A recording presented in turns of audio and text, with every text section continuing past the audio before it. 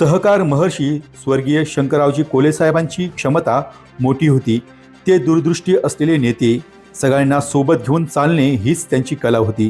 सत्तेत असताना सत्ताधाऱ्यांच्या विरोधात आंदोलन करण्याची ताकद त्यांच्या नीतिमत्तेत होती. मात्र शेतकरी जगला पाहिजे हाच विचार त्यांनी मनात ठेवून आंदोलने उभे केली. त्यामुळे सत्ता, पद, प्रतिष्ठा आणि पैसा गौण मानून त्यांनी कधीही ओशाळपणा दाखवला नाही, असा मनोदय धर्माचार्य हबप शंकरराव महाराज शेवाळे यांनी व्यक्त केला आहे.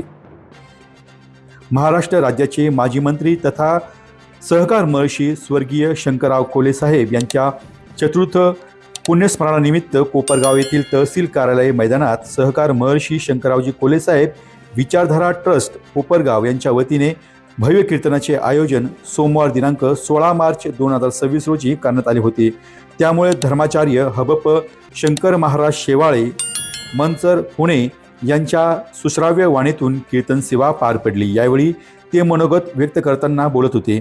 या प्रसंगी सिंधुताई म्हणजेच माई कोल्हे, नितीनदादा कोल्हे, बिपिनदादा कोल्हे, माजी आमदार सौ स्नेहदादाई कोल्हे, अमितदादा कोल्हे, युवा नेते विवेक भैया कोल्हे, सुमितदादा कोल्हे, ईशान कोल्हे, सौ रेणुकाताई कोल्हे, श्रद्धाताई कोल्हे, नगराध्यक्ष पराग संदान, सर्व नगरसेवक, विविध संस्थांचे पदाधिकारी, कार्यकर्ते, शंकरराव कोले विचारधारा ट्रस्टचे पदाधिकारी आदींसह नागरिक मोठ्या संख्येने यावेळी उपस्थित होते. जात्यात दाणे भरडावेत अशी महाराष्ट्र मुलखाची माती माणसं भरडत राहिली. मुघलांच्या घोड्याच्या टाफाखाली माती रक्तरंजित झाली. आया बहिणीच्या अब्रूची लक्तर वेशीला टांगली. मूर्तीच्या विटंबना झाल्या. धर्म त्राही त्राही त्राही त्राही करू लागला. आणि त्यावेळी विश्व नियंत्याने खाली वाकून पाहिलं. आपला श्वास, आपला प्राण, आपलं हृदय, आपलं ओज, आपलं तेज उत्तर वाहिनी इंद्राणीच्या काठावर जगद्गुरु तुकोबराच्या रूपानं सोडलं ते देहू गावामध्ये. धर्म संस्थापनार्थाय संभवामी युगे युगे. इंद्रायणी मोठी भाग्याची मायबाप. 40 मैल धावली पथ. लोणावळ्याला उगम पावली, नेरेला जाऊन भीमेला मिळाली. पण या 40 मैल धावण्यामध्ये जगातल्या सगळ्या गंगेनं जिचा मत्सर करावा. मत्सर या शब्दाचा वैदांतिक अर्थ असा आहे, मत्सरती इति मत्सराहा.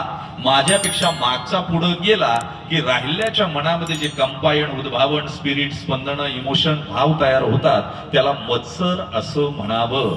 शरयूनं फक्त प्रभू रामचंद्राला पाहिलं, यमुनेनं फक्त नंदलालाला पाहिलं, कृष्णाला. पण माझ्या इंद्रायणीनं 3 धर्म योद्धे मांडीवर खेळवले, वाढवले, बहरवले, फुलवले, शाश्नू नैनांनी निरोप दिला. उजव्या मांडीवर ज्यांना खेळवलं, साधकाचा मायबाप, चिंतकांचा चिंतामणी, विठोबाचा प्राण सखा, ज्ञानियांची संजीवनी, योग्यांचा मुकुटमणी, कैवल्याचा पुतळा, चंद्राची शीतलता, सूर्याची तेजस्विता, आकाशाचं व्यापकपण, धरतीचं धारिष्ट्य, आचार्याचं आचार्यपण, देवाचं देवत्व, मातेचं मातृत्व, कर्णाचं दातृत्व, गुलाबाची कोमलता, समुद्राची खोली, वात्सल्याचा पदर, अमृताचा पाना जिच्या हृदयात होता ती विश्व माऊली ज्ञानोबराय उजव्या मांडीवर इंद्रायणीनं खेळवली. मध्यभागी बापापेक्षा जास्त लढाया ज्यानं केल्या, एकही लढाई कधी हरला नाही. वयाच्या 13व्या वर्षी ज्याला 16 भाषा येत होत्या, हिंदी, इंग्रजी, हिब्रू, पाली, संस्कृत, मराठी, डच, पोर्तुगीज, आम्ल. वयाच्या 13व्या वर्षी ज्याला 3 ग्रंथ लिहिले, विद्वानांची मतिबंद होते 2026 मध्ये. नकशी काय, बुद्धभूषण आहे, सतसतक आहे. हा औरंग्या आताच संभाजीनगर आणि पूर्वीच औरंगाबाद इथं मरताना म्हणतो, यल्ला हे परवतदिगार, ये महाराष्ट्र के लोग अपने बच्चे को क्या खिलाते क्या मालूम. अगर एक शंभू जैसा शेर का छावा मेरे जन्नत में पैदा होता तो हिजड़ों की फौज मुझे खड़ी करनी ना पड़ती. मेला रे मेला मेला मेला मेला. बिगर पगडी घालता मेला. आणि माझा राजा शहीद झाल्यावर हा महाराष्ट्र कैक वर्ष बिगर कुंकवाचा, बिगर धन्याचा, बिगर मालकाचा, बिगर मंगळसूत्राचा, बिगर बांगड्यांचा झुंजत राहिला. हे बळ सह्याद्रीच्या कणाकणात मराठी माणसाच्या मनामनात आणि महाराष्ट्राच्या धमन्यात भरण्याचं काम ज्या धाकल्या धन्यानं केलं, तो शंभू राजा इंद्रायणीनं मध्यभागी खेळवला. आणि डाव्या बाजूला इंद्रायणीचं पाणी पिऊन ज्यांची वाणी तृप्त झाली, ज्यांच्या रसवंतीला बहर आला, 4200 अभंग निर्माण केले, त्याचे 28,000 चरण.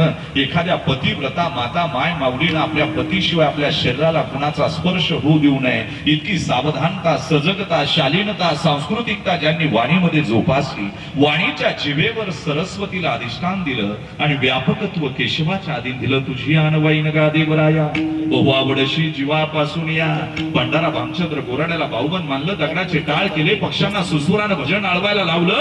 ते देहूचे निवासी वैराग्यवान साधू, खिशात नाही धाण, समाजात नाही मान, घरात मुडकी खाट, पाणी प्यायला फुटका माठ, आणि शेवटी वैकुंठाची वाट, असा ज्यांचा परमार्थाचा थाट, ते जगद्गुरु तुकोबराय डाव्या मांडीवर इंद्रायणीने खेळले. याच वैराग्य राग रसिक असलेल्या जगद्गुरु तुकोबरायांचा इंद्रायणी च्या पाण्याप्रमाणे पुण्य सलील आणि पवित्र असलेला गोड अभंग, जीवनाची सूत्री सांगणारा, किंबहुना ज्यांच्या चतुर्थ पुण्यस्मरणानिमित्त आपण या ठिकाणी जमलेलो आहोत, त्यांना अभिवादन करण्यासाठी, स्मृती जागवण्यासाठी, त्यांच्या आशीर्वचन किंवा आपल्यावर केलेल्या उपकाराची जाणीव ठेवण्यासाठी, ते माजी मंत्री वाऱ्यालाही धक्का लागू नये, मुंगी पायाखाली मरू नये, इतकं सुंदर जीवन ज्यांना जगलं ते आदरणीय शंकररावजी कोले साहेब हे कसे तिथपर्यंत पोहोचले असतील याचा काही आढावा जगद्गुरु तुकोबराच्या अभंगातून घ्यावा असा विचार मनात आला. कोणते सद्गुण असतील, कोणत्या दुर्गुणांची वजाबाकी केली असेल, आणि मग साहेब लोकांच्या जनमनसामध्ये मनामध्ये ठाण मांडून बसले का जे निघायला तयार नाही. तिसरी पिढी कार्यरत झाली भैयाच्या रूपानं, पण तरी 3 पिढ्यांचा मध्ये गॅप असताना सुद्धा आजही संपूर्ण जिल्ह्यामध्ये, कोपरगावच नाही महाराष्ट्रामध्ये साहेबांबद्दल एक नितांत आदर, वात्सल्याची भावना, लोकलोभ आणि लोकसेवा या गुणांनी साहेबांना एवढ्या उंचीवर पोहोचवलं. ते कसं असेल बा याची सूत्री तुकोबरांनी आजच्या अभंगात सांगितलेली आहे. विठाला विठाला. डी न्यूज वृत्तवाहिनी सामाजिक, शैक्षणिक, राजकीय, धार्मिक, सहकार, सांस्कृतिक, कृषी या सर्व चालू घडामोडींचा वेध घेणारी वृत्तवाहिनी. डी न्यूज वृत्तवाहिनी, वेध वर्तमानाचा.